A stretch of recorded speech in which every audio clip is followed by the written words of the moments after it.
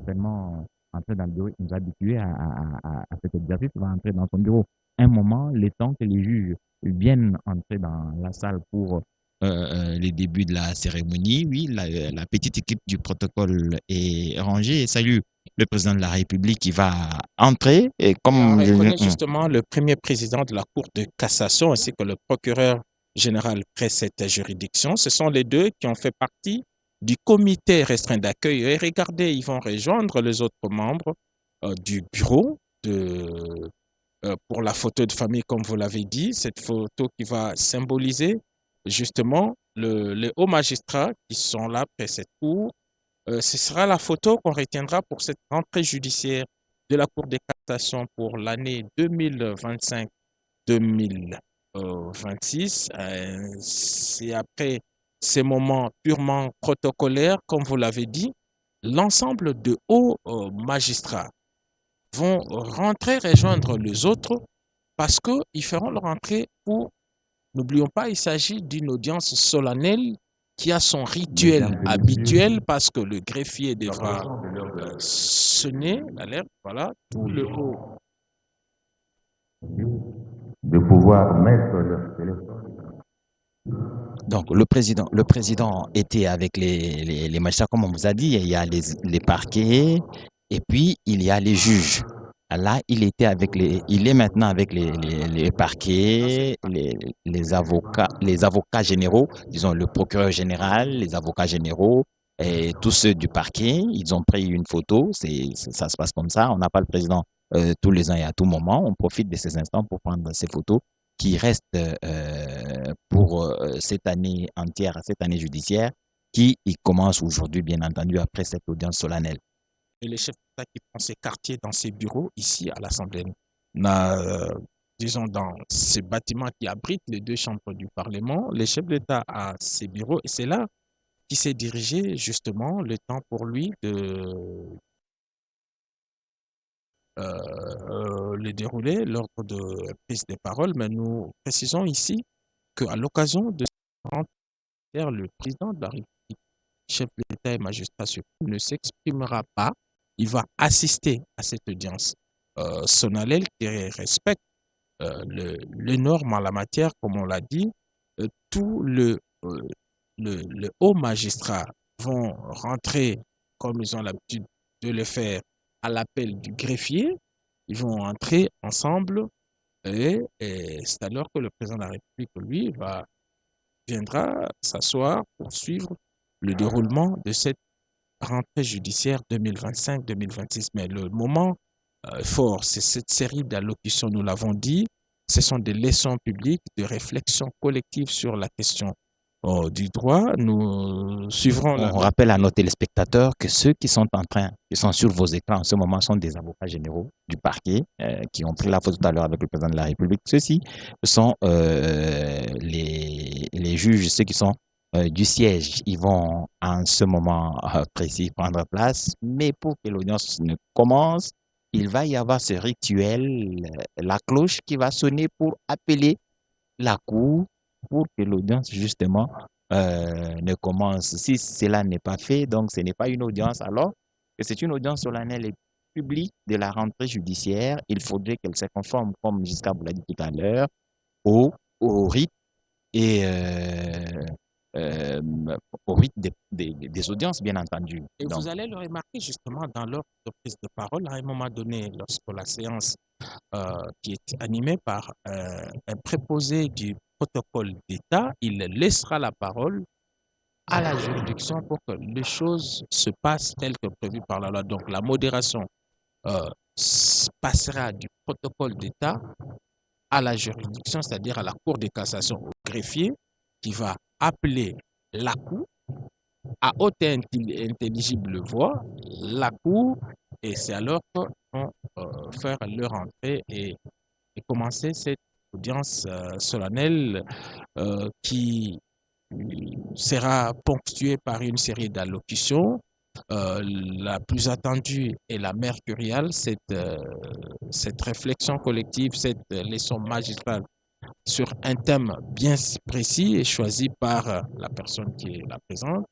L'allocution du du premier président de cette juridiction a déjà annoncé la couleur. Après avoir parlé du rôle du magistrat lors de précédentes entrées judiciaires, aujourd'hui, il fera une leçon publique sur euh, la place et les rôles de l'avocat parce qu'il s'agit de deux catégories d'acteurs qui sont dans cet écosystème, dans cet environnement judiciaire qui participent à l'administration de la justice. Merci, Giscard Koussema. Guillaume Moudimola, ce n'est pas n'importe qui qui arrive à la Cour de cassation ou au parquet près la Cour de cassation. Il faut faire preuve d'une longue expérience dans la matière pour pouvoir arriver à cette très haute juridiction. Oui, c'est la plus haute juridiction de l'ordre judiciaire congolais, la Cour de cassation, qui est, comme on le sait, l'émanation de l'émiettement de la Cour suprême de justice.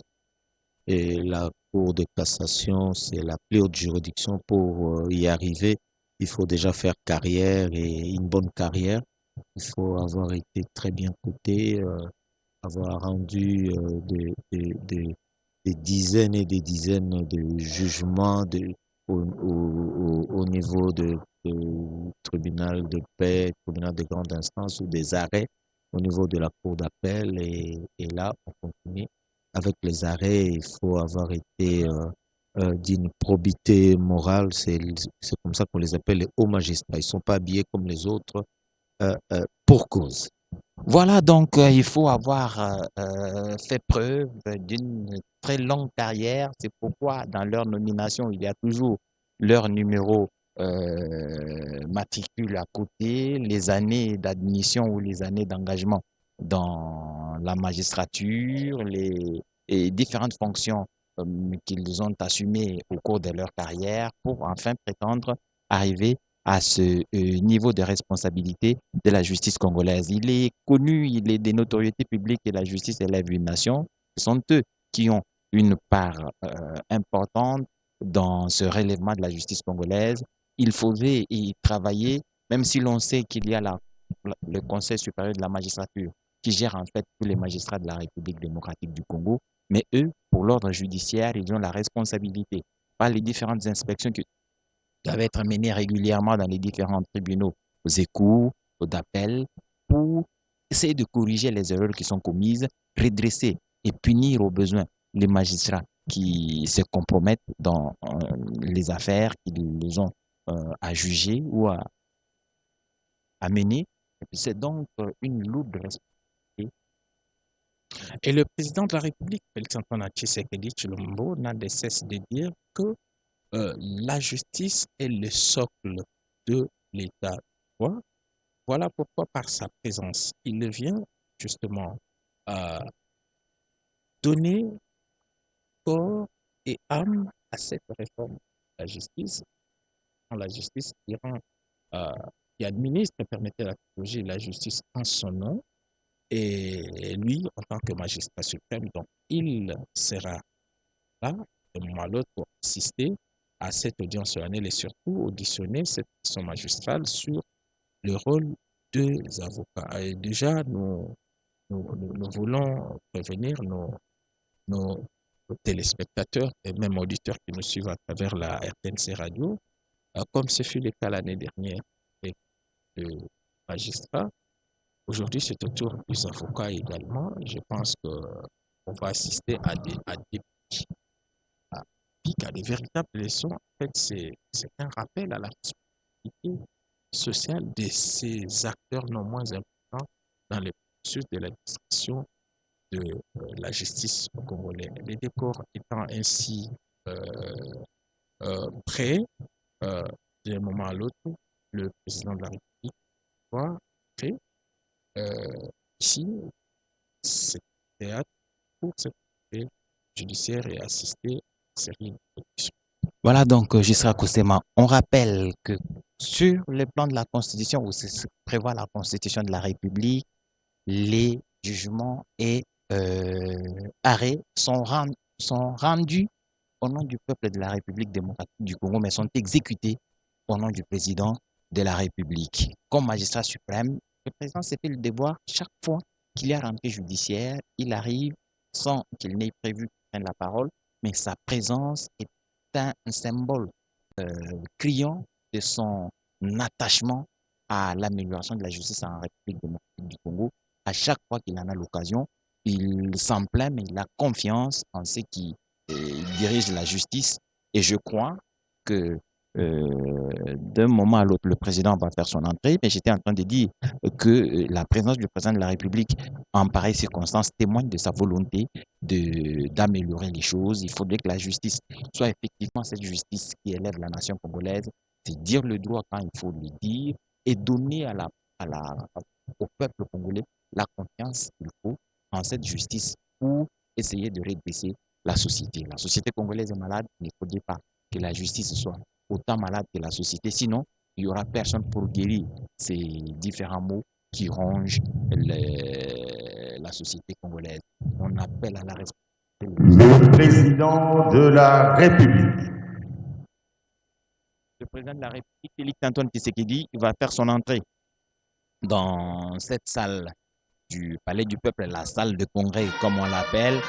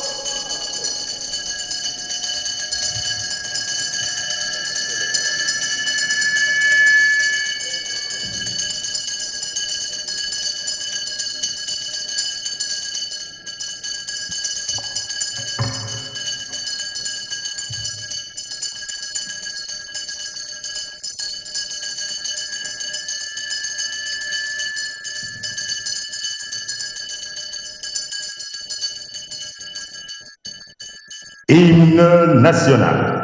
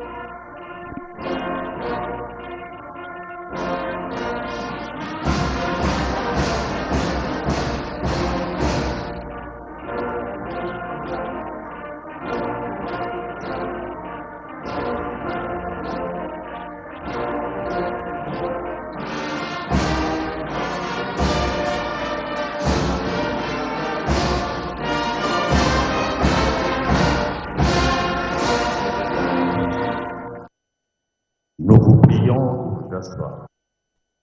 Merci.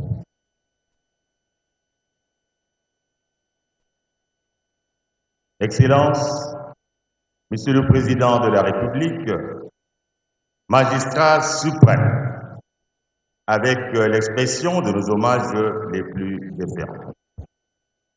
Honorable Président de l'Assemblée nationale, honorable Président du Sénat, Monsieur le Président de la Cour constitutionnelle et Président du Conseil supérieur de la magistrature, Messieurs les Présidents des institutions d'appui à la démocratie, honorables députés et sénateurs, Mesdames et Messieurs ministres, membres du gouvernement, Monsieur le Premier Président de la Cour des comptes, Excellences, Mesdames et Messieurs les ambassadeurs, chefs des missions diplomatiques et représentants des organismes internationaux, Monsieur le Gouverneur de la ville provinciale de Kinshasa, Mesdames et Messieurs, distingués invités. Excellences, Monsieur le Président de la République, Magistrat suprême, avec l'expression de nos hommages renouvelés. La cérémonie d'aujourd'hui concerne l'audience solennelle et publique de la rentrée judiciaire de la Cour de cassation, exercice 2025-2026. Avec votre autorisation, Excellence du Président de la République, Magistrat suprême, nous invitons Monsieur le Premier Président de la Cour de cassation à prendre la parole.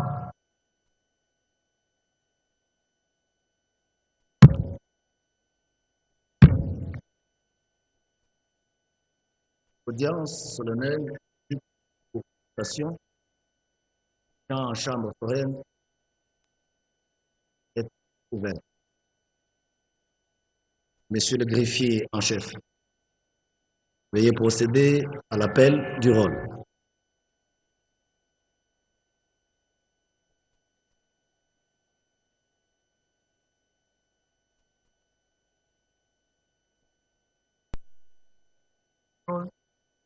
Audience solennelle publique mercredi 15 octobre 2025, à savoir la rentrée judiciaire de la Cour de cassation pour l'exercice 2025-2026.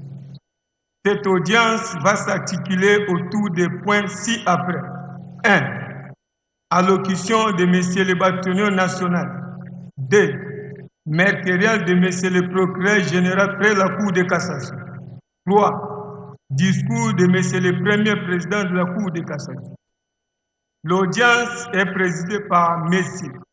Ndomba Kadea Eli Léon, premier président, entouré de messieurs et mesdames Ubulu Mpungu Jean, Bajana Ngoya Thérèse, Pombe Kalala Augustin, président, Otudu Ongondi Okita Thomas, Mananga Ngwezi Boniface, Kwilu Vangu Isdor Bokanga Mabondo Jean-Marie et Moaji Kabikou Vicky conseiller, avec le concours du ministère public représenté par M. Mbonde Mambou Firmin, procureur général près la Cour de cassation, et l'assistance de M. Baka Ikio Bienvenu, greffier en chef. Je vous remercie, M. le Premier Président, pour la parole accordée. Merci. La parole est à Monsieur le bâtonnier national pour son allocution.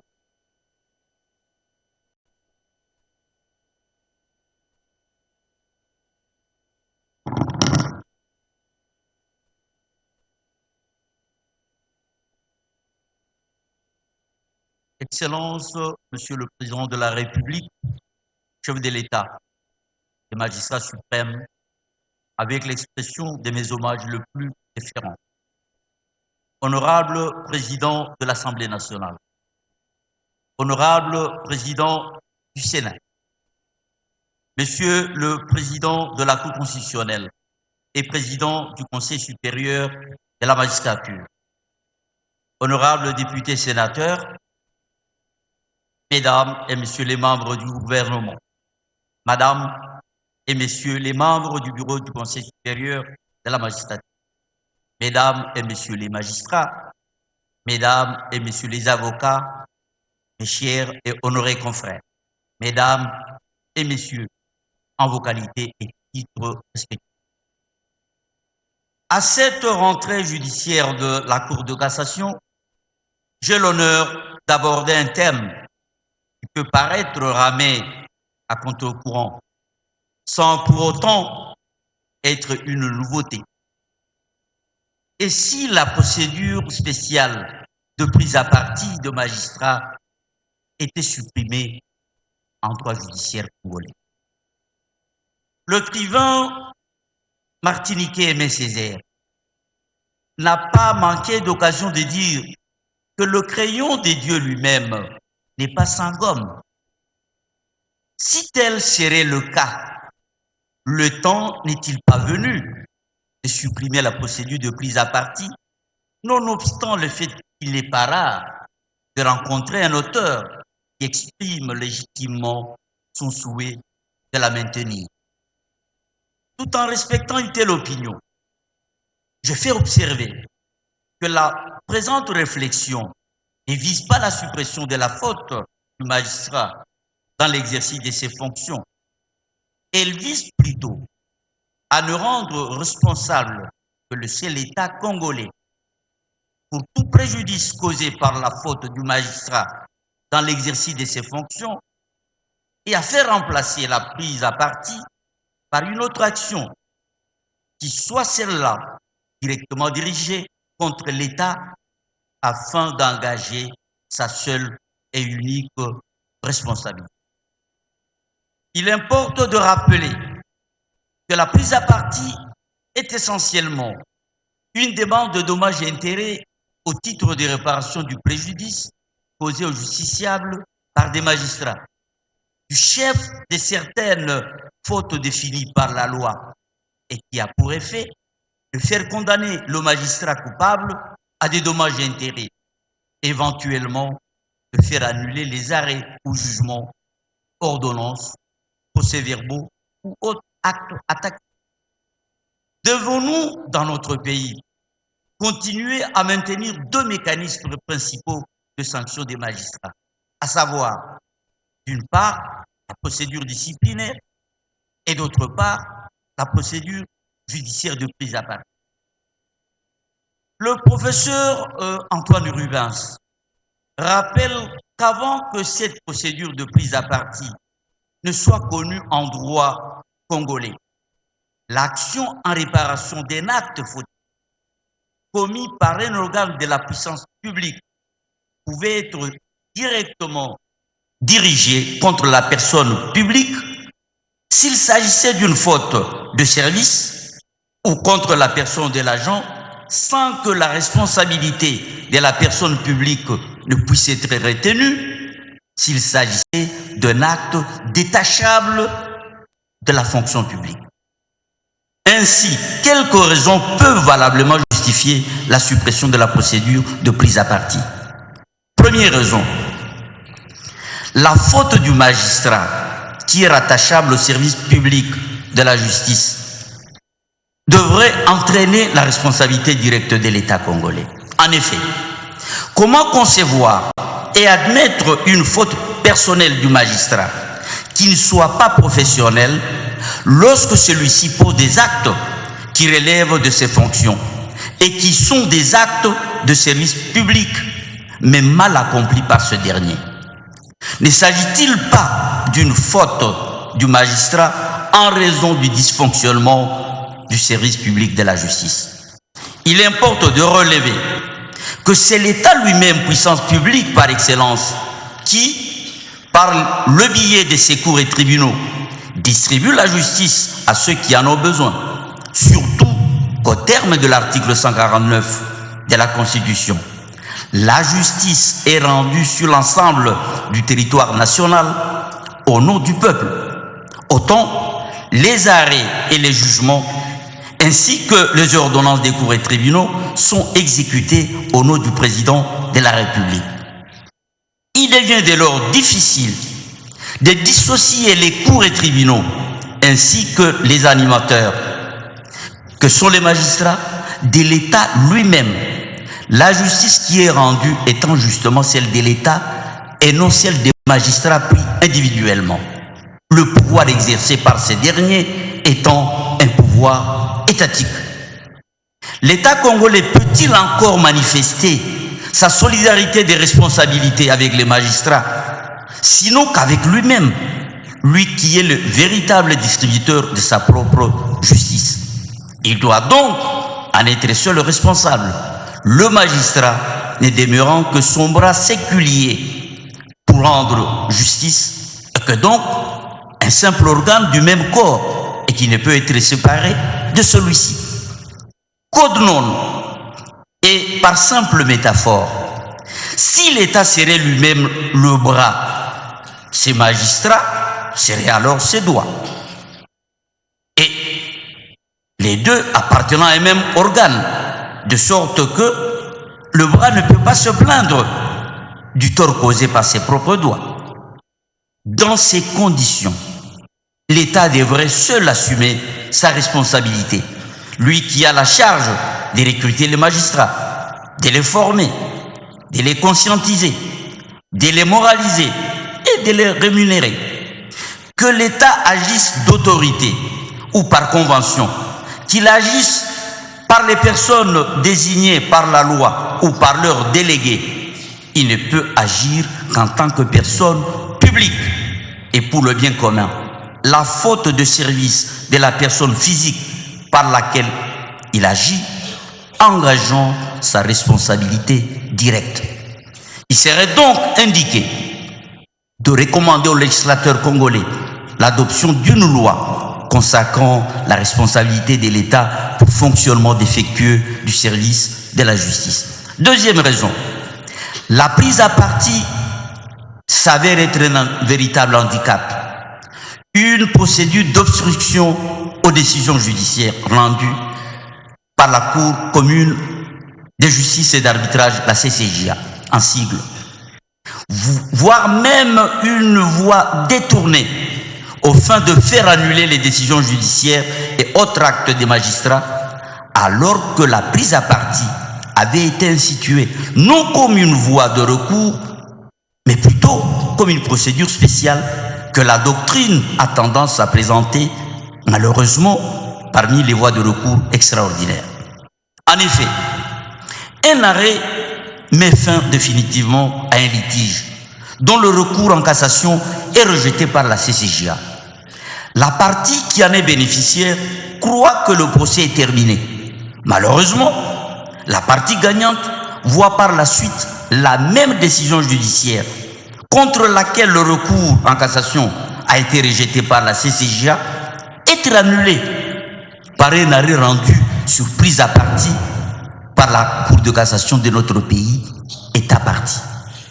Il s'est fait cependant, et malheureusement, que contre un tel arrêt rendu en prise à partie, aucun recours ne relève de la compétence de la CCJA, tel que décidé par cette Cour dans son arrêt numéro 158/2016 du 27 octobre 2016, dans la cause ayant opposé M. Amissi Moussa Nasser contre la société China Railway, la société minière Kalumbwe et la République démocratique du Congo, et dont le recours visé était l'arrêt RPP 10-17 du 5 juin 2015. Cette procédure de prise à partie rend donc inutile le recours en cassation devant la CCJA tel que conçu par le législateur communautaire. Quant à l'iniquité éventuelle d'une décision judiciaire, celle-ci peut être corrigée par d'autres voies de recours ordinaires ou extraordinaires, car, et en réalité, il faut voir dans la prise à partie un substitut introduit par le droit coutumier pour le duel judiciaire auquel la partie bernée pouvait provoquer son juge, suivant les coutumes germaniques. La prise à partie peut donc cacher une frustration d'une partie, une simple provocation, voire même une rancune nourrie par un justiciable irascible contre un magistrat, et ce, par abus de procédure. Que dire aussi de la colère de la partie adverse, bénéficiaire de la décision annulée sur prise à partie et qui n'a pas été appelée à l'instance? La prise à partie ne porte-t-elle pas atteinte aux intérêts de la partie adverse qui, sans avoir été appelée au procès en prise à partie, voit la décision entreprise anéantie alors que celle-ci a fait naître des droits dans son chef? L'intervention volontaire en instance de prise à partie des magistrats n'étant pas organisée en droit congolais. Ainsi, l'iniquité d'une décision pourra être corrigée par le biais du pouvoir en cassation du procureur général près la Cour de cassation, introduit dans l'intérêt de la loi ou sur injonction du ministre de la Justice et des gardes des Sceaux. Ces deux mécanismes de recours judiciaire pourront suffire à garantir toute correction de l'iniquité d'une décision et à la faire effacer des annales judiciaires de notre pays. Troisième raison, l'indemnisation par l'allocation des dommages et intérêts ne vise-t-elle pas en réalité les trésors publics pour supporter le poids de la condamnation? Pouvons-nous imaginer un seul instant que le législateur congolais ait pu viser la poche du magistrat au risque de tout lui déposséder? En effet, les trésors publics est non seulement la caisse la plus solvable, qui constitue aussi la garantie financière dans le temps, même pour les ayants droit du requérant bénéficiaire de dommages et intérêts en cas de décès de celui-ci. Et d'ailleurs, la partie qui a gagné le procès voit plus le trésor public plutôt que la poche du magistrat, s'agissant d'une obligation in solidum, car le juge et l'État sont chacun tenus pour le tout. Ainsi, la partie qui a gagné le procès peut s'adresser directement au trésor public pour obtenir paiement. Dès lors, une loi consacrant une telle responsabilité serait la bienvenue, car la justice rendue est celle de l'État, peu importe la personne physique qui la distribue en son nom, s'agissant d'une mission régalienne de souveraineté. Que dire alors d'une éventuelle action récursoire que pourrait espérer l'État congolais? Je la juge peu efficace, surtout que l'État est financièrement plus fort que son agent, outre le fait que le législateur congolais a lui-même créé et entretenu sur ce point un manque criant d'harmonie des textes de loi. Dans la loi organique du 19 février 2013, relative à la procédure devant la Cour de cassation, spécialement son article 63, le législateur congolais ne prévoit aucune possibilité d'action récursoire au profit de l'État contre le magistrat condamné. Par contre, dans la loi organique du 15 octobre 2016, des juridictions de l'ordre administratif, spécialement son article 394, le même législateur prévoit la possibilité d'une action récursoire au profit de l'État contre le magistrat condamné. Comment un même législateur peut-il prévoir dans une loi la possibilité d'une action récursoire et dans une autre loi l'absence d'une telle action pour les magistrats d'un seul et même pays? Avant de légiférer, n'est-il pas utile d'avoir une vue d'ensemble de tous les textes de loi sur une matière donnée, afin d'éviter parfois la contradiction, les incohérences, le manque d'harmonie, voire même un simple télescopage de textes de loi?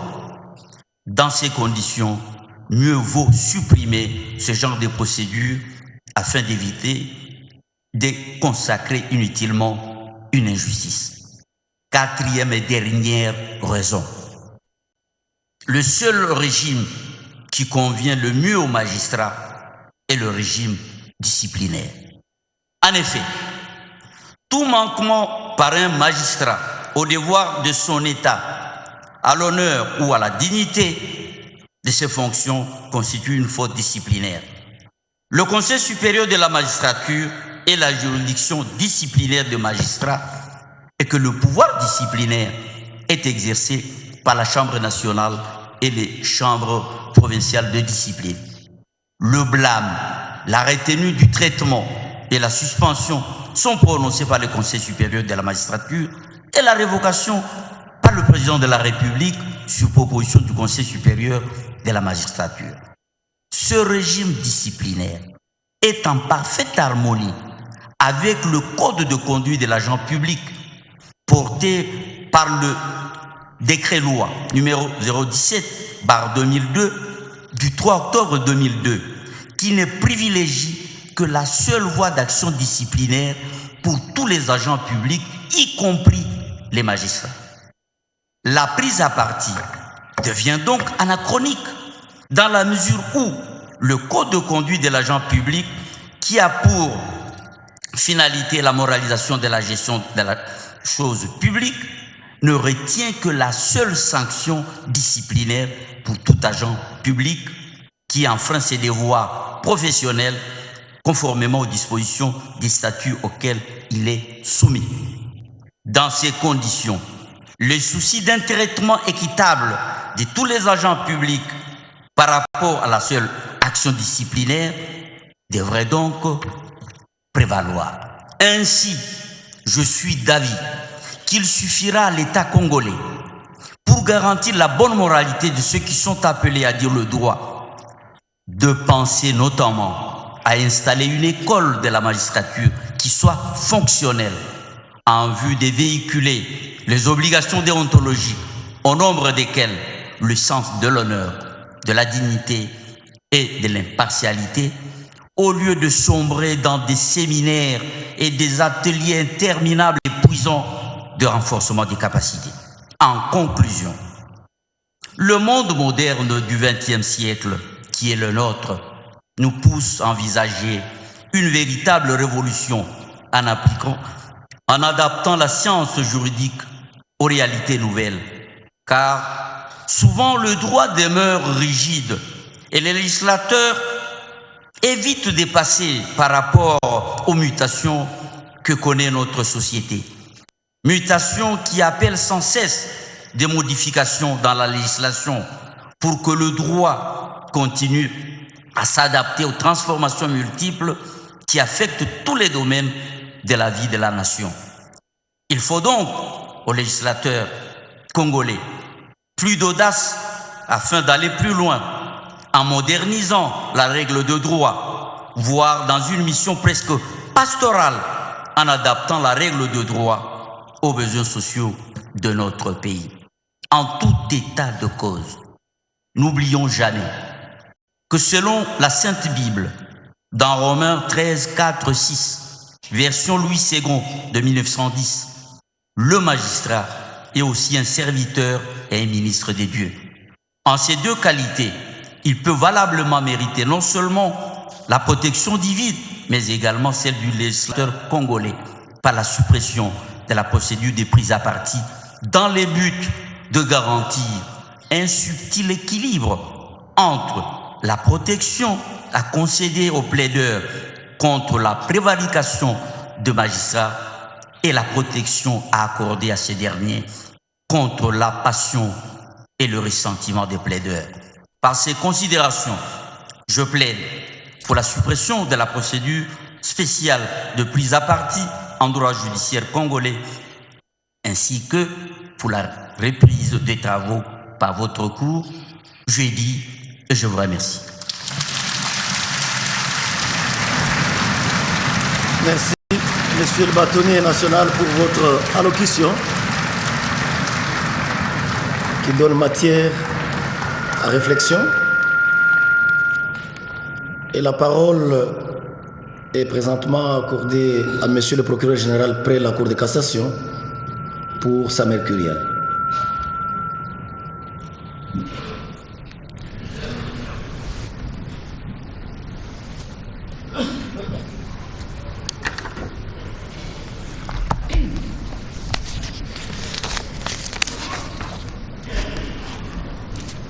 Excellence,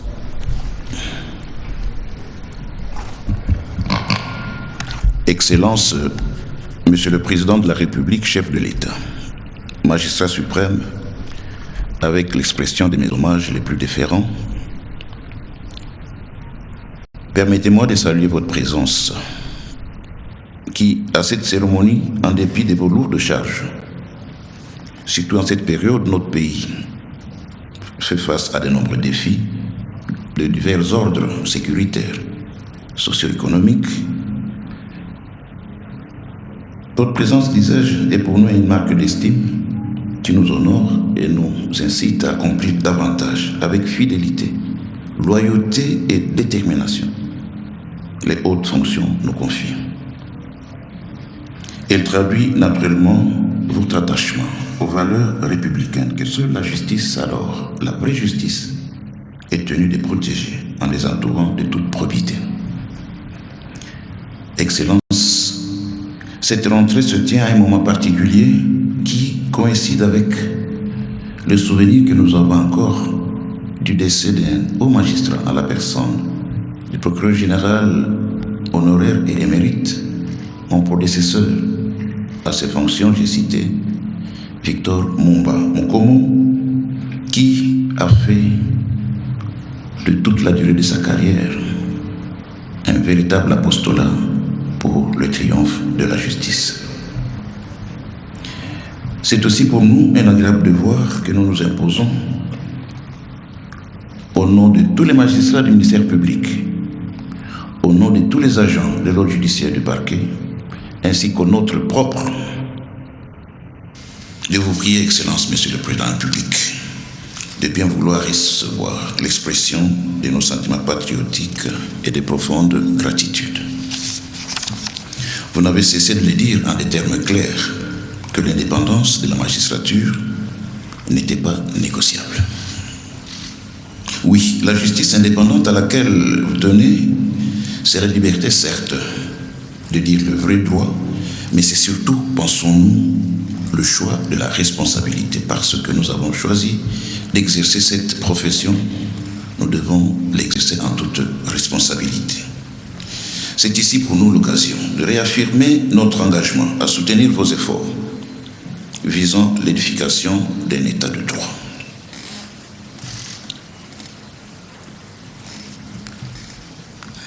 Honorable Président de l'Assemblée nationale, Honorable Président du Sénat, Monsieur le Président de la Cour constitutionnelle et Président du Conseil supérieur de la magistrature, Madame et Messieurs les membres du Bureau du Conseil supérieur de la magistrature, Monsieur le ministre d'État, ministre de la Justice et garde des Sceaux, Honorables, Excellences, Mesdames et Messieurs, distingués invités, tous en vos titres et qualités, tout protocole observé. Votre assistance à ce jour, à cette cérémonie, témoigne également de l'intérêt que vous portez à l'endroit du pouvoir judiciaire. Monsieur le Premier Président, Mesdames et Messieurs, membres de la composition, conformément au prescrit légal, chaque 15 octobre de chaque année se déroule l'audience solennelle de votre cour. Ce moment solennel marque la reprise officielle des activités de la dite cour et il offre aussi l'occasion de réfléchir sur un thème. Notre thème pour notre mercurial de ce jour s'intitule la problématique de la répression de l'enrichissement illicite en droit positif congolais, j'ai bien dit. La problématique de l'enrichissement, de la répression de l'enrichissement sans cause illicite en droit positif congolais. De longues années durant, l'humanité déplore un phénomène réel, crucial et qui revient, appelé la corruption. Notre intérêt, en vous faisant part de cette mercuriale, et se trouve dans l'éveil de l'ensemble de la communauté nationale sur la gravité de la situation que crée l'enrichissement illicite, ainsi que sur la nécessité d'une riposte juridique adéquate et ponctuelle. Dans notre pays, l'enrichissement illicite n'est pas un phénomène rare, bien au contraire, il est dénoncé à longueur de journée par l'opinion publique et se traduit principalement par l'acquisition ou la construction effrénée des immeubles et l'exhibition d'un char automobile de dernier cri. L'enrichissement illicite s'impose aujourd'hui comme l'une des manifestations les plus pernicieuses de la corruption qui gangrène notre société. En cela, il mérite d'être combattu. Notre mercurial comprend 2 chapitres. Je vais aller très rapidement pour la partie de définition ainsi que pour la deuxième partie, nous nous attarderons un peu plus relative à des réformes que nous proposons pour que le législateur s'assume et mette notre pays au diapason de législation moderne. Qu'est-ce l'enrichissement illicite? Comment est-il défini? Plusieurs approches et définitions de l'enrichissement illicite ont été avancées et il y a un point de jonction. L'enrichissement illicite se trouve être comprise comme une augmentation substantielle du patrimoine d'un agent public que celui-ci ne peut raisonnablement justifier par ses revenus légitimes. Sous réserve de cela, de ce qui vient d'être dit, dans son expression la plus élémentaire, l'acte d'enrichissement illicite peut être globalement défini comme le fait de disposer d'un patrimoine dont le niveau n'est pas justifié par rapport à des revenus légitimes. Parmi les sources légitimes, on peut citer par exemple les salaires, les profits tirés des activités économiques, les profits tirés des activités économiques régulières, les versements des retraites, les héritages légalement établis ou encore divers dons et libéralités effectués dans le respect des règles fiscales et de transparence. Ceci pour rappeler que même un cadeau peut être soumis à un contrôle dès lors qu'il ne respecte pas les règles habituellement admises, fiscales et de transparence. Dans la législation actuelle de notre pays, le code pénal congolais, tel que modifié à ce jour, définit l'enrichissement illicite comme étant l'augmentation substantielle des biens d'un agent public ou de toute autre personne que celui-ci ou celle-ci ne peut raisonnablement justifier au regard de ses revenus légitimes. Quel serait alors le caractère distinct de l'enrichissement illicite par rapport aux autres infractions? Nous avons cité corruption, détournement de deniers et concussion. L'enrichissement illicite se distingue par son objet et sa preuve particulière et son caractère autonome par rapport à d'autres infractions.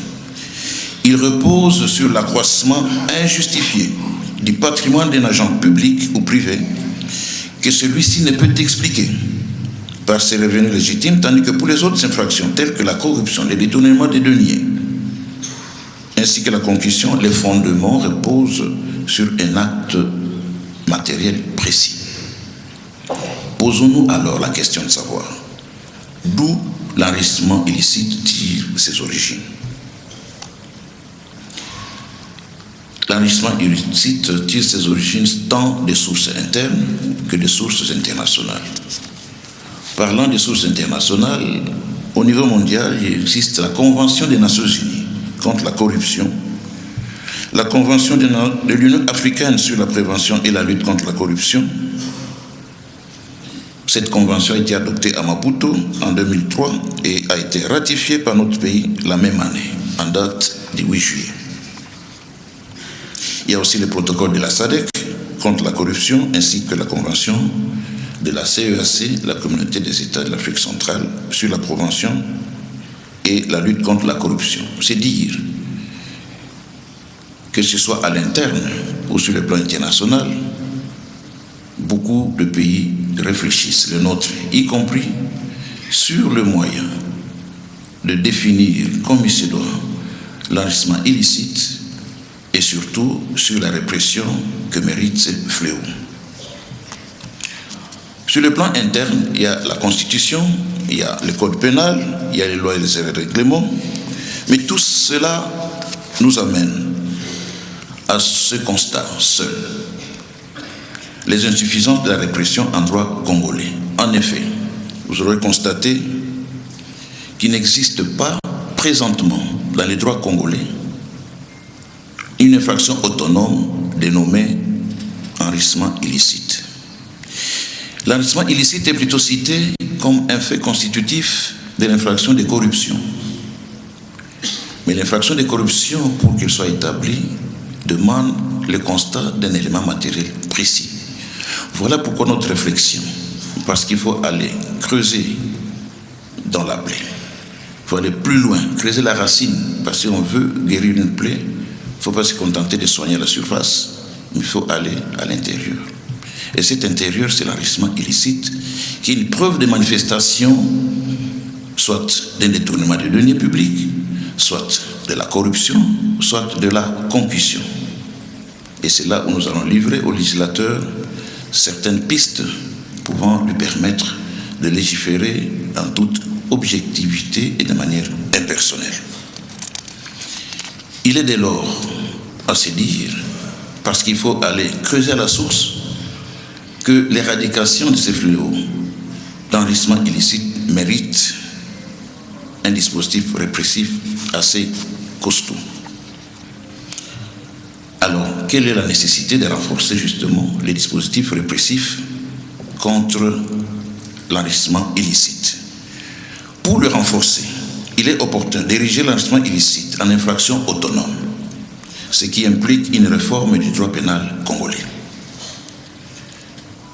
Comment pourrions-nous justifier que l'enrichissement illicite demeure ou puisse devenir une infraction autonome bien séparée de celle dont nous avons parlé tout à l'heure? Ériger l'enrichissement illicite en infraction autonome permettrait de sanctionner toute disproportion injustifiée entre les patrimoines d'un agent public, toute disproportion injustifiée entre les patrimoines d'un agent public ou un particulier et ses revenus légaux, sans devoir démontrer l'acte de corruption, de détournement ou de concussion qui a généré cette richesse. Cela comblera le vide juridique et assurera la conformité de la République démocratique du Congo aux instruments juridiques internationaux régulièrement ratifiés. Il en découle des avantages ci-après. L'allègement de la charge de la preuve, la dissuasion et la restauration de la confiance publique. S'agissant de l'allègement de la charge de la preuve, contrairement à toutes les infractions où les ministères publics assurent comme organe accusateur de démontrer, d'apporter la preuve des faits qu'il soutient, il sera ici contraire aux dispositions habituellement admises. En effet, il incombera, dans les cas d'enrichissement illicite, à celui qui est accusé, qui est amené devant la barre pour enrichissement illicite, de prouver l'origine licite des biens qu'il a acquis. L'incrimination autonome de l'enrichissement illicite allégera la tâche donc au ministère public ou l'organe de la loi, qui se limitera à établir que l'agent public dispose d'un patrimoine disproportionné à ses revenus légaux, connus, et qu'il n'existe aucune justification apparente de cette situation. Les droits de la défense devront absolument être protégés en donnant à celui qui est incriminé d'enrichissement illicite les moyens de pouvoir produire, soit au magistrat en phase préjudicielle, soit devant les juges, les preuves de la légalité des moyens qui disposent. L'inversion de la charge, vous l'aurez constaté, des preuves n'est cependant pas absolue. Elle doit être entourée des garanties indispensables, car comme nous l'avons dit si haut, un enrichissement peut avoir une origine licite. C'est là où il est question d'instaurer dans cette infraction un arsenal juridique de prévention et de répression contre la corruption, le détournement et ainsi que la concussion. Il s'agit là d'un signal fort, d'un message clair pour dire l'État devra disposer de nouveaux outils dans la lutte contre la corruption. En ciblant directement le résultat de la corruption qui se trouve être l'enrichissement illicite, cette loi simplifiera la preuve, agira comme un puissant outil de dissuasion et par son application restaurera la confiance des citoyens en leurs institutions.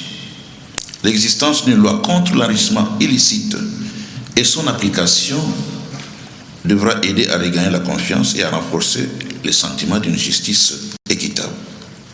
Quelles sont donc les propositions que nous voulons apporter dans les réformes? Ces propositions qui peuvent être mises à la disposition du législateur pour que l'infraction d'enrichissement illicite figure désormais dans le Sénat juridique congolais. S'agissant des réformes à mettre en place, dans le droit pénal congolais, les réflexions devraient tourner autour de l'élaboration d'une loi relative à la répression de l'enrichissement illicite comme infraction autonome, de la spécialisation des magistrats sur la matière, de la mise en place des mécanismes de suivi du patrimoine, ainsi que de la protection la plus large possible des lanceurs d'alerte. Ça fait 4 points. Le premier, l'élaboration d'une loi relative à la répression de l'enrichissement illicite. Naturellement, il existe en droit un principe appelé il est dit nulla poena sine lege, le principe de la légalité des délits et des peines qui exige qu'aucun acte ne puisse être pénalement sanctionné sans une disposition légale préalable, présentée avec une précision suffisante. Le code pénal actuel mélange la corruption avec l'enrichissement illicite, ce qui n'est pas agréable. De lege ferenda, quant au législateur, devant les difficultés d'établissement de la preuve de la corruption auxquelles se heurtent souvent les ministères publics, ainsi que les cours et tribunaux, il faudrait donc réfléchir dans un vaste débat sur le fait, faute de pouvoir dénicher la corruption, sanctionner son aboutissement, qui est l'enrichissement illicite. Cette infraction pour laquelle il est impérieux d'élaborer une loi spéciale relative à sa répression sera constituée de manière autonome également. Cette loi comprendrait aussi, notamment, un mécanisme plus efficace de recouvrement des avoirs obtenus illégalement, la qualité exacte de l'auteur, le mécanisme de suivi des patrimoines ainsi que la protection des lanceurs d'alerte. Elle devrait aussi déterminer les critères d'appréciation d'un enrichissement illicite. Il s'agira en outre de viser les personnes dans l'impossibilité d'apporter la preuve de l'origine illicite de leur richesse qui leur permet de mener un train de vie ou de posséder un patrimoine sans rapport avec les revenus dont elles disposent. L'infraction ne pourra-t-elle concerner que les agents publics ou toute personne? Dans une première réflexion, oui. Oui, en disant qu'elle devrait d'abord concerner les agents publics et dans une autre mesure, elle devra intéresser tout le monde, même un particulier. À ces propos, le professeur Manassi fait remarquer que la présomption d'enrichissement illicite dans le chef d'un particulier non employé conduira à demander à un commerçant de justifier raisonnablement comment il est devenu millionnaire, comment il est passé de millionnaire à milliardaire, de milliardaire à multimilliardaire, ce qui peut conduire à une tracasserie policière, voire à des abus de droit de la part des personnes chargées des enquêtes, avec comme conséquence la fuite des capitaux et la détérioration des tissus économiques due à la réduction des investissements. Une arnaque qui dégénérerait et entraînerait un climat malsain des affaires, ce qui est tout à fait correct. Les arnaques policières ou judiciaires. Voilà pourquoi le législateur est invité à canaliser les éléments qui constitueraient cette infraction autonome que nous appellerons l'infraction d'enrichissement illicite. Devant ces deux hypothèses, il appartiendra au législateur de lever l'option. Par ailleurs, l'enrichissement illicite étant la cause, la manifestation et la conséquence des infractions de corruption ou de détournement les peines complémentaires appliquées à la corruption et au détournement, principalement, à savoir l'exclusion de la fonction publique, l'interdiction au mandat public et la privation à la condamnation ou à la libération conditionnelle devraient aussi être prévues pour les cas d'un condamné pour enrichissement illicite. Nous avions tout à l'heure parlé, compte tenu de la technicité de la cause, qu'il fallait des magistrats spécialisés dans le domaine. En effet, il y a des transactions qui se font sur des fonds au nom de l'État. Il y a l'attribution des marchés publics par des soumissions irrégulières ou à des conditions anormales. Il y a la vente de biens de l'État, la liquidation des sociétés d'économie mixte, des entreprises et des établissements publics, les opérations de la chaîne de dépenses publiques qui donnent souvent lieu à des actes d'enrichissement illicite. Mais si les magistrats ne disposent pas des bagages suffisants pour pouvoir connaître le tenant et les aboutissants de la procédure, voilà pourquoi nous tenons à ce que pour ces genres d'infractions, qu'un corps des magistrats spécialisés puisse être mis sur place. C'est pour nous aussi l'occasion de soutenir la venue des parquets financiers. Il suffira de donner les contours pour donner à ces parquets toute la puissance qu'ils devraient avoir. Mais il s'agira de mettre en leur sein des magistrats spécialisés qui auront eu des connaissances suffisantes pour pouvoir aller à la recherche et à l'aboutissement des éléments constitutifs de l'infraction d'enrichissement illicite.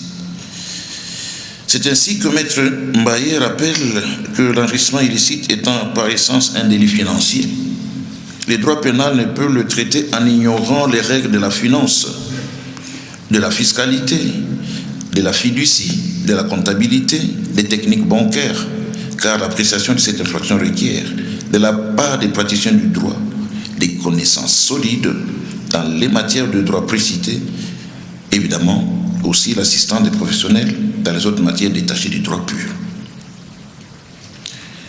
Nous avons parlé tout à l'heure des lanceurs d'alerte, qui sont des dénonciateurs. À longueur de journée, je dis au début, on ne cesse de crier à ces immeubles qui naissent, à ces véhicules grand luxe qui circulent dans la ville, et les gens se demandent si ces acquisitions ont une origine licite. Et nous avons bien dit qu'il existe bien des sources licites que nous avons citées tout au début. Mais il faut qu'il y ait l'existence des moyens fiables de détection qui est un préalable à la sanction de l'enrichissement sans cause. Et c'est là où se trouve tout le problème. Pour ne pas réciter Manassi, qui a parlé d'arnaque qui pourrait subvenir à l'occasion de la dénonciation. Voilà pourquoi nous avons suggéré que les lanceurs d'alerte, que les dénonciateurs puissent bénéficier d'une protection. Et là, il s'agira des dénonciateurs, des lanceurs d'alerte de bonne foi. Et nous les connaissons à longueur de journée, ils sont sur les réseaux sociaux. Ceux qui, juste pour saluer une réputation, s'évertuent à écrire n'importe quoi. Ici, nous parlons bien des lanceurs d'alerte de bonne foi. La lutte contre l'enrichissement illicite ne peut se limiter au dispositif de contrôle formel. Elle suppose également l'existence d'un environnement favorable à la dénonciation des faits d'enrichissement illicite. Or, le silence des témoins et des agents publics s'explique souvent par la crainte des représailles administratives, judiciaires et physiques en l'absence d'un cadre légal plus protecteur. Déjà, dans notre législation, l'article 149 du Code pénal dispose qu'aucune poursuite pour dénonciation calomnieuse ne peut être engagée contre un témoin, un expert ou une victime qui, de bonne foi, a transmis des informations ou déposé contre des actes de trafic d'influence ou de corruption devant l'autorité judiciaire compétente dans le cadre d'une procédure judiciaire ou devant la commission de l'éthique et de la lutte contre la corruption. Excellence, Monsieur le Président de la République, chef de l'État et magistrat suprême, avec l'expression de nos hommages renouvelés. Honorables Mesdames et Messieurs, en vos titres et qualités respectifs, tout protocole observé, parce que la loi est la même pour tous, soit qu'elle protège, soit qu'elle punisse, tant il est vrai qu'il vaut mieux obéir aux lois qu'aux hommes. L'amour de la justice n'est en la plupart des hommes que la crainte de souffrir l'injustice, a dit François de la Rochefoucauld. Il n'existe donc, disais-je, à ce jour dans notre législation aucune infraction autonome dénommée enrichissement illicite. De même, il n'existe pas de définition universellement admise de l'enrichissement illicite. Mais tout au moins, toutes les définitions convergent en ce qu'il y a une inadéquation entre les patrimoines qu'on a ainsi que les moyens pour construire ce patrimoine. Dans la perspective de doter le pays d'une riposte juridique et judiciaire à la hauteur des dégâts socio-économiques que cause le phénomène sous examen, nous avons préconisé l'élaboration d'une loi particulière de lutte contre l'enrichissement illicite, comme il en existe déjà du reste dans certains pays. Platon n'a-t-il pas dit que la justice de l'intelligence et la sagesse, le sage n'est pas celui qui sait beaucoup de choses, mais celui qui voit leurs mesures. Ainsi, la répression efficace de l'enrichissement illicite demeure un levier incontournable de la lutte pour l'assainissement demeure. Nous restons convaincus qu'avec la détermination et la foi dans le relèvement du défi de la riposte contre les antivaleurs, et aussi parce que nous y croyons, avec la bénédiction de la protection du Très-Haut, la République démocratique du Congo, notre pays, y parviendra. Que ce même Dieu bénisse la République démocratique du Congo, son peuple et son président, aussi pour le président de la République. Nous requérons qu'il plaise à la Cour de cassation de déclarer qu'elle reprend ses travaux. Nous vous remercions.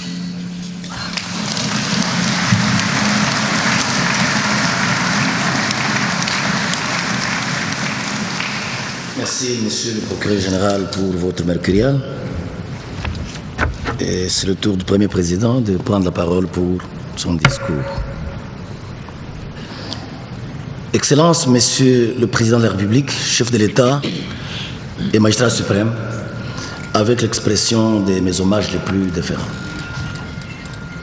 Conformément à l'article 64 alinéa 1er de la loi organique numéro 13/011-B du 11 avril 2013 portant organisation, fonctionnement et compétences des juridictions de l'ordre judiciaire, le 15 octobre de chaque année, la Cour de cassation s'est réunie en audience solennelle et publique au cours de laquelle le Premier président prononce un discours, le procureur général une mercuriale et les bâtonniers du barreau près la Cour de cassation une allocution. La Cour de cassation est profondément honorée par votre présence remarquable qui confère à cette audience un éclat particulier et illustre avec force votre engagement en faveur de l'état de droit et démontre que cette cérémonie annuelle n'est pas un simple rituel, mais un rappel solennel et sacré que la justice demeure le socle sur lequel s'est bâti cet état de droit. C'est pourquoi, Excellence, Monsieur le Président de la République, chef de l'État et magistrat suprême, je tiens à exprimer toute ma reconnaissance à votre haute autorité pour votre présence à cette audience. Aussi, j'ai saisi cette occasion, cette opportunité pour exhorter tous les magistrats des juridictions civiles de l'ordre judiciaire placés sous l'autorité de la Cour de cassation à persévérer avec plus de rigueur et de détermination dans l'accomplissement de leur mission constitutionnelle en s'érigeant en rempart contre toutes les antivaleurs. Monsieur le Président de l'Assemblée nationale, Monsieur le Président du Sénat, Madame la Première ministre, chef du gouvernement, ici représentée, Madame et Messieurs les membres du Bureau du Conseil supérieur de la magistrature et honorés collègues, Mesdames et Messieurs, Excellences et honorables, distingués invités, tous, en vos titres et qualités, tout protocole réservé. Je salue votre présence à cette audience et vous exprime ma profonde gratitude pour l'intérêt constant et l'attachement soutenu que vous manifestez à l'égard des activités de la Cour de cassation.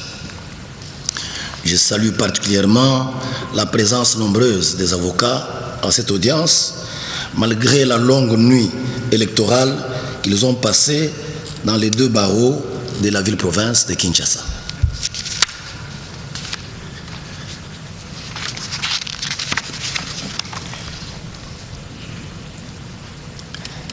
Excellence, Monsieur le Président de la République, chef de l'État et magistrat suprême, avec l'expression renouvelée de mes hommages les plus défermés. La bonne administration de la justice repose sur le concours de plusieurs acteurs essentiels, à savoir les magistrats, les agents de l'ordre judiciaire et les avocats. Dans mon discours de rentrée judiciaire pour l'exercice 2023-2024, parlant des magistrats, j'avais évoqué les conditions de l'administration de la justice par ses différents opérateurs, en déplorant particulièrement les effets néfastes de la corruption, qualifiée de peste par votre haute autorité comme une antivaleur transversale. Dans celui de rentrée judiciaire 2024-2025, je m'étais appesanti sur le greffier dans son rôle et sa responsabilité pour une bonne administration de la justice. Souvent méconnu du grand public, cet acteur n'est pas étranger à l'affaiblissement progressif de notre appareil judiciaire. À l'égard des uns et des autres, je n'avais pas manqué de formuler quelques pistes de solutions, même si leur mise en œuvre continue à tarder. Pour la présente rentrée judiciaire 2025-2026, fidèle à l'option par moi levée de m'écarter de la tradition des discours académiques, j'ai résolu de jeter les projecteurs sur un autre acteur judiciaire que l'avocat, en retenant le thème ci-après. Le rôle de l'avocat dans la construction de l'état de droit. Pour mieux cerner ce thème, il me semble utile de comprendre la profession d'avocat en m'attardant sur ce qu'il est. 1. Sa mission. 2. Sa contribution à la bonne administration de la justice. 3. Et les dérives d'ordre professionnel impactant sur cette dernière. Il est quelque peu surprenant qu'à l'occasion du discours de rentrée judiciaire de la Cour de cassation, le premier président de cette Cour développe un sujet relatif au rôle de l'avocat. Il vous en souviendra que dans son allocution de rentrée judiciaire 2024-2025, le bâtonnier national Michel Chebele Makoba avait évoqué la complémentarité entre l'avocat et le magistrat en développant le sujet la pension de retraite du magistrat congolais, plaidoyer pour l'amélioration des conditions de vie du retraité. Justifiant le choix de ce sujet, il affirmait que la magistrature et le barreau sont deux corps de la même famille judiciaire, mais avec des rôles différents. C'est également ma conviction. En effet, magistrats et avocats partagent une même responsabilité, celle de faire vivre la justice, non seulement comme institution, mais comme valeur. Qu'est-ce qu'un avocat et quelle est sa mission? Le cadre légal de son statut est l'ordonnance loi numéro 79/028 du 28 septembre 1979 portant organisation du barreau, du corps défenseur judiciaire et du corps des mandataires de l'État. Au terme de l'article 1er de cette ordonnance loi, les avocats sont des auxiliaires de justice chargés d'assister ou de représenter les parties, postuler, conclure et plaider devant les juridictions. Ils peuvent consulter, conseiller, concilier, rédiger des actes succincts privés, assister ou représenter les parties en dehors des juridictions. En tant que tel, l'avocat exerce une profession libérale et indépendante. Pour y accéder, il doit remplir plusieurs conditions, notamment celle majeure et indispensable de justifier d'un diplôme de licence ou de doctorat en droit et n'avoir pas été condamné pour des agissements contraires à l'honneur, à la probité et aux bonnes mœurs. Il résulte du serment que l'avocat prête avant d'être inscrit sur la liste préparatoire ou d'exercer sa profession, que cette dernière s'est construite autour de certaines valeurs, notamment l'obéissance aux lois, la dignité, la conscience, l'indépendance, l'humanisme ainsi que le respect dû aux magistrats et aux autorités publiques. Il ressort de ces missions que l'avocat n'est pas seulement un professionnel du droit. Il est un acteur clé de la justice, indispensable pour garantir la défense des droits de chacun, qu'il s'agisse des particuliers ou d'entreprises et même de l'État.